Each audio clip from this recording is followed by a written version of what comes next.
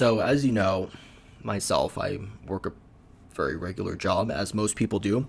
But I figured I would break down specifically what I do in a regular day. And I know you might see this a lot on YouTube, you might hear about it a lot on podcasts when it comes to people breaking down what they do in a regular day.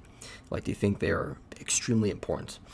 I don't consider myself extremely important. I don't consider myself extremely special. I'm just a regular guy who goes to work, who likes to invest, and who likes to do a lot of cool things on the side when I find the time, or if I can't, I make the time.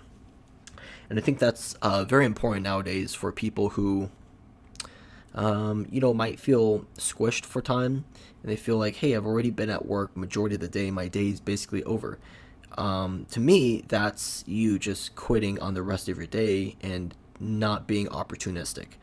And I'm here to kind of break down my day to let you know that there is just so much opportunity as long as you're willing to put in the work. And obviously, my schedule does not and will not apply to a lot of you, but there might be things that can give you perspective, maybe a little bit of inspiration when it comes to formalizing your average day layout, whatever you want to call it. So typically I set my alarm for 4:30 in the morning, and sometimes I'll snooze like maybe 4:45.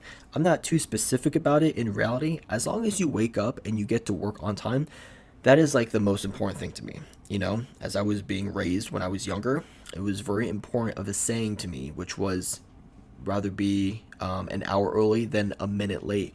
And I've seen people fired. I'm not going to say which jobs, but I've seen people fired before because they were late to work many times. And to me, that is totally unavoidable. I think like at one of my past jobs, I rolled in and I made an excuse like, hey, I was late because like I had car trouble. And I remember like one of my old managers, this was like from a couple years ago. He just kind of looked at me for a second, went back and kept looking at his paper, one of the reports he was working on, and he didn't say a word. And I realized managers simply do not care about your excuses, because simply you can be better. You can set an alarm clock. You can set two alarm